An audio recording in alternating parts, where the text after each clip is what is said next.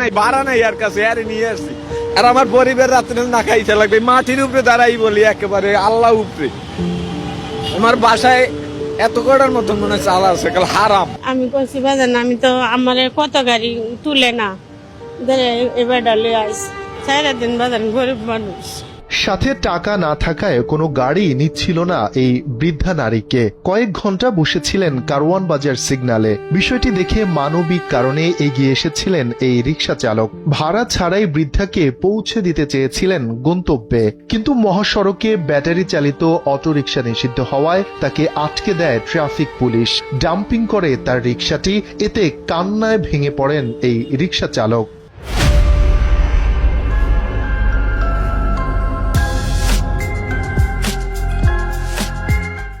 টাকা নাই ভাড়া নাই আর কাছে আরে নিয়ে আসছি। আমি বলছি যে ওদিকে আমাদের উঠতে দেয় না, গাড়ি ধরে আমার। এবার কয়ে আমি যাবো কেমন, মনে হয় 1-2 ঘন্টার উপরে স্ট্যান্ডে বসেছিল। পরে আমি নিয়ে আসছি, কইতে ঠিক আছে আপনার যখন টাকা নাই আমি আপনার দিয়ে মু। ওইখানের ওই ফার্ম গেটেও স্যার বলছি স্যার যাই দিলে দিবেন, নাইলে আমি যাবো না। এবার পাইতে যাও গা, এরা আসছে ধরছে, আমি একবারে ওই একই কথা বলছি স্যার যাই দিলে দিবেন, না চলে যাবো।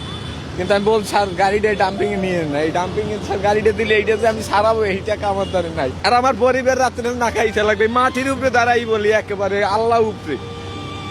আমার বাসায় এত কটার মতন মনে হয় চাল আছে, কাল হারাম। যদি এর বেশি থাকে সব হারাম ভাই।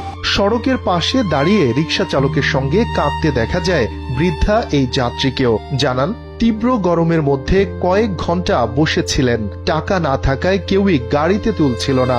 শেষমেশ এই রিকশা চালক দয়াবশত তাকে নিয়ে যাচ্ছিলেন। রিকশাটি ডাম্পিং হবে এই ভেবে তিনি কান্না করছেন। বাজান আমি তো আমার কত গাড়ি তুলে না, এবার ডালে আইস আমার বাসাত উত্তর বাসাত লিয়ে গেলে তোমার আমি টেয়া দিব না, লেগে বাজান লিয়ে আইসি। বেড়া তো জানে নাই না গাড়ি আনকেন সারা দিন বাজান গরিব মানুষ।